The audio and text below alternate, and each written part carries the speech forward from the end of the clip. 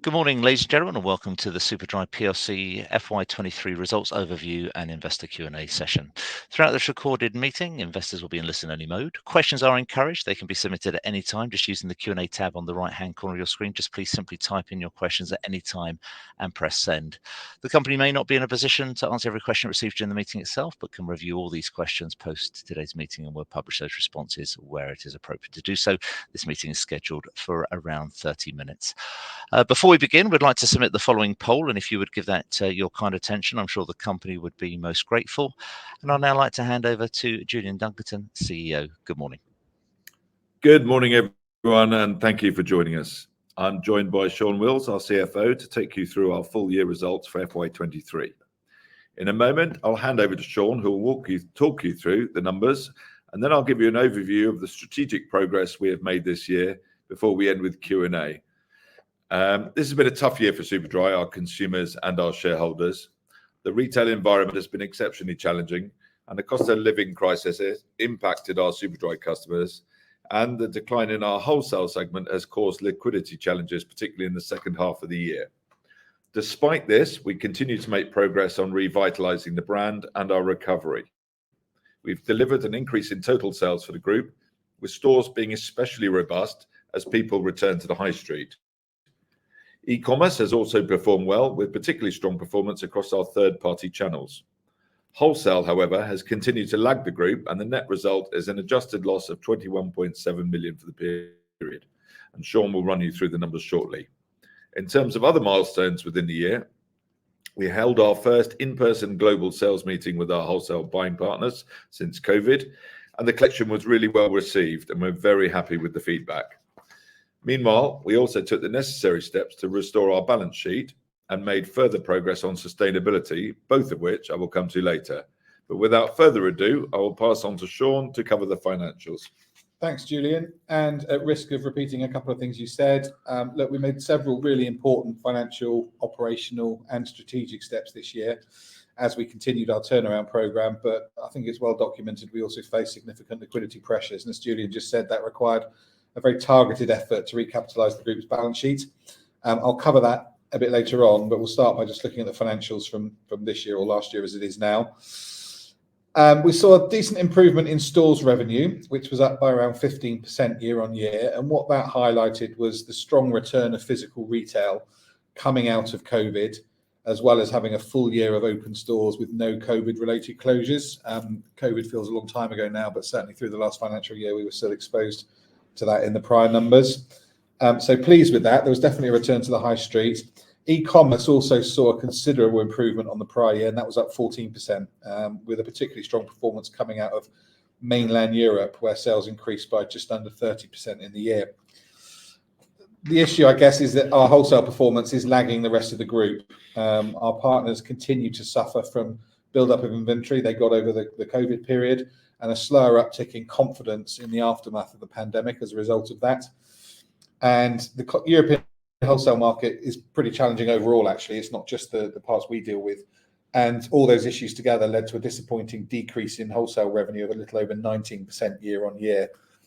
I think, yes, we're disappointed, but it's important to reiterate that we remain fully committed to our reset strategy in wholesale. We've taken several steps this year to reorganise and reshape the division, and I expect we'll get questions on that a little later. At a territory level, our revenue saw a shift in mix back to the UK and Republic of Ireland at the expense of Europe, but that was largely driven by the change in channels, store performance outweighing wholesale, and stores are more focused in the UK and wholesale is more focused in Europe. Just moving on to talk about margins, our gross margin was down by 3.2 percentage points in the year to 52.8%. And I think that may look concerning at first glance, but it was driven predominantly by known events. So our ongoing stock clearance exercise across each of our channels had a big impact. The increasing mix of third-party online sales as a proportion compared to our own website, that they have a slightly higher commission rate, so that reduces the gross margin. Those together. And we also held our prices in wholesale for the whole of the last two seasons. We will uplift them going into this year, so we will see some margin benefit recovering as a result of that, and on the back of the wider inflationary pressures we've had to experience. So the result of all of that was a gross profit which was down 3.8% to approximately £328 million. I would expect to recover at least 2/3 of that through this year with the activities that we've got underway right now. So moving on to the adjusted loss before tax, the decline is predominantly driven by the movement in the margin that I just mentioned, but also store and distribution costs.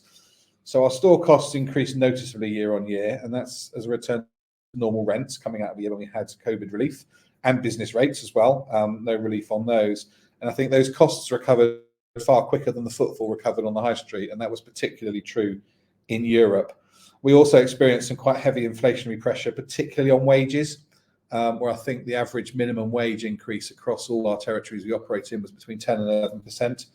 And we also had a sort of back-weighted impact of energy costs. We were quite well hedged at the early start of the energy inflation crisis, but those are starting to unwind, and so we're taking some of that inflation now.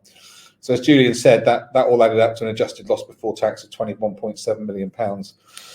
There's also a reported statutory loss of £148.1 million, which is an eye-watering number. But I think it's really important to note that this is almost entirely down to accounting adjustments such as impairments against our store estate, as well as a write-down of our deferred tax asset, which is a policy change. There are no cash items in there at all. So nothing to worry about from a liquidity position with that number. Talking of liquidity position, let's just cover the steps we took this year to recapitalise the business, or certainly this calendar year. Some of them are beyond the year-end date, and alleviate some of those pressures we faced. So first, we unlocked additional capital with 2 new facilities agreed in the year, the first with Bantry Bay and the second, the top-up facility with Hilco Capital. Both of those are critical in enabling us as a management team to have the flexibility to navigate the current environment and to make sure we can continue to focus on achieving the cost reduction programme we've announced as well. And in addition to those financing arrangements, as you heard, we completed the sale of the IP assets in certain territories of the Asia-Pacific region. That delivered us net proceeds around 34 million after tax, which obviously received shareholder approval in May. And we are actively having conversations elsewhere around the world on other deals like that, which may or may not come to fruition, but certainly we would hope that one will this year. There was also the 19.1% equity raise held in May this year as well, which, as Julian said, was fully underwritten by him, which raised us around 11. So those things together leave the business in a stronger position in terms of liquidity and prove that we can take action to protect ourselves when things get a bit tough. And when you take that together with the cost-saving programme, I think it gives us the headroom we need to be able to continue to enact the turnaround programme as we move into FY24. So I think that's a quick canter through the presentation we gave to the analysts this morning. I guess probably easier if we hand that over for questions and answers now. The floor. That's great, Julian, Sean. Thank you very much indeed. Ladies and gentlemen, please do continue to submit your questions just using the Q&A tab situated on the right-hand corner of the screen. But just while we take a couple of moments to review your questions submitted this morning, I'd just like to remind you that a recording of this update, along with a copy of the slides and the published Q&A, will be accessed via your Investor Meet Company dashboard. Firstly, thank you to everybody for your engagement this morning. We've had a number of questions. Julian, Sean, if I may, I'll pose these questions to you and then I'll hand over to you for your responses. The first question reads as follows, is why were the shares suspended this week? I'll pick that up. For no other reason than the auditors that we've engaged were unable to complete their audit in the 4-month timeframe. We are a complex audit and we have been declared high risk by our previous auditors, Deloitte, and there's some truth in that. We are making huge strides in eliminating those risks, but it'll take us another year to eliminate them completely. It was RSM's first year. I think there was a lot for them to learn. There's a lot to cram into that timetable, and I do think there is a wider resource issue in the audit industry that has brought some pressure about here. So it was frustrating from our point of view because the accounts were closed ahead of the deadline, and really we were just waiting for audit sign-off. And talking to our brokers and our analysts, this seems to be an increasing issue for particularly sort of small businesses outside the FTSE 100 and 250. That's great. Thank you very much indeed. I know we touched on IP disposals in your update, but the question reads, are you expecting any more IP disposals? I think realistically, of course, we are looking at the assets that we have and what is the best use of them. So while we can't update on anything today, we are actively looking. Thank you. Can you expand on I know you touched on it, on the refinancing and really what that means for you and for the business moving forward? Yeah, so I mean, it was a tough refinancing exercise. It was done the last calendar year. And the reality is there's not a lot of appetite from the mainstream UK banks to work with retail right now. And that seems to be a market situation. So we started off approaching the UK banks. We then went through American banks and actually ended up talking to specialist lenders who are more in tune with how retailers work and are more prepared to finance on the back of assets. So yes, it's more expensive than I would have liked if we'd been able to go through a high street bank, but it's sort of synonymous of the market conditions right now. I have to say, Bantry have been great as a partner. Really enjoyed working with them. It's reasonably light touch in terms of administration of the facility, which helps us focus on the day job. There were some restrictions with that facility that came in just to manage their risk on the exposure to retail as well. So the second deal we did with Hilco was to unlock those restrictions. So the two together come back to the 80 million facility we wanted in the first place. As I say, we're incentivized to not use it as much as we can because of the cost of it, and obviously improving our working capital and taking our cost base down is part of that exercise. But the business has a very peaky working capital cycle, particularly around this time of year when we're financing all our Christmas stock, all our autumn-winter stock, plus stock we've bought for our wholesale partners who haven't yet taken it or paid for it. So we get around a 60 million swing from peak to trough. So we would always need a facility of some description to be able to finance that. Thanks very much indeed. How quickly will the new agency model establish itself? Will there be any impact already in full year 24 in wholesale? So I think the sort of the quick response to that is we expect far more of an impact on next autumn's sell-in than spring sell-in, because we have only achieved and only just achieved just before the spring sell Holland, Belgium, most of Scandinavia in this process. The big prize of Germany will come hopefully before the autumn winter sell-in. So we expect far more of an impact in that season. Thank you very much indeed. Turning to the next question, how quickly do you think the markets will recover from here? And do you think you have room for further cost savings across the business? Cost savings, definitely. So the amount we've announced for this year, the 35 million, as Julian said before, we'll definitely deliver.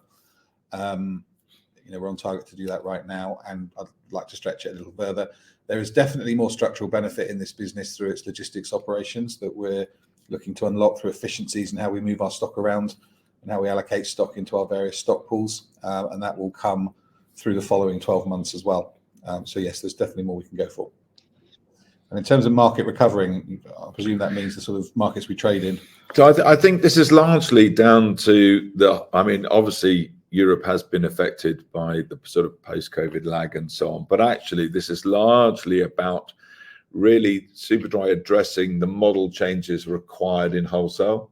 And what does that look like? Consignment models, partner programs, a different way of approaching wholesale.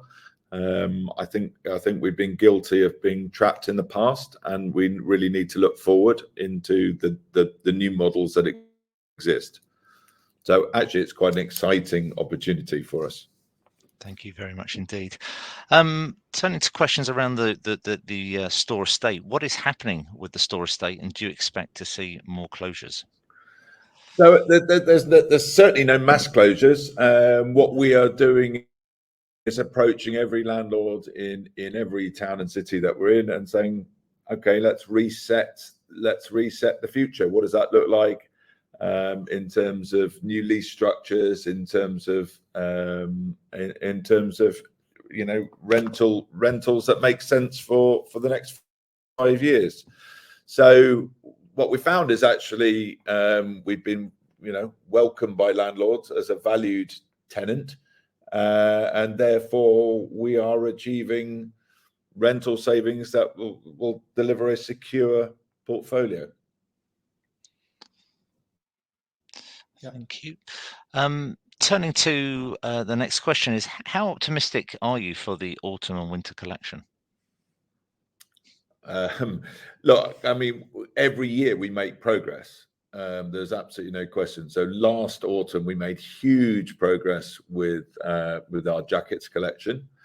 I think the progress this year is really about the consolidation or the rationalization of the range into a much more focused range.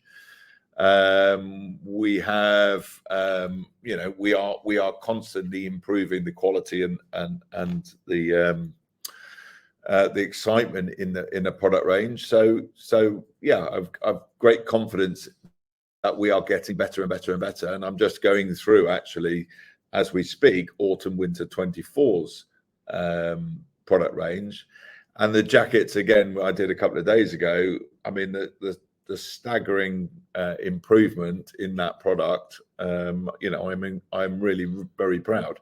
So yeah, I mean, we're constantly evolving and getting better. I think what's interesting is making sure that we getting the numbers right. When we had a much wider range, we were buying much shallower across that range. I think having a more focused range this autumn has allowed us to buy more in depth in sort of key areas where we believe we can make more money.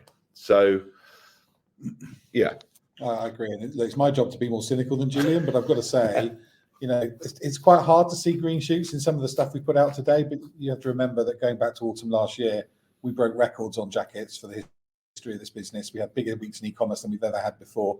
We had amazing weeks on third-party platforms, which is a relatively new route to market for us.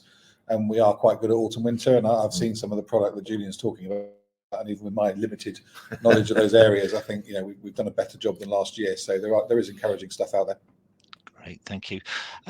Question around the Cow Group. Can you talk about the deal that you've arranged with the Cow Group and really how that's going? Yeah, so obviously very early days. So the important thing was, is this a partner that we believe can deliver Superdry in the territory? And the answer is yes. I'm particularly excited by the fact that Korea is an exciting territory in itself, and the creative industries over there are really blossoming at the moment, particularly for the youth market. So I think there will be a two-way traffic in terms of product, which then becomes very exciting. So there is history in this in other brands,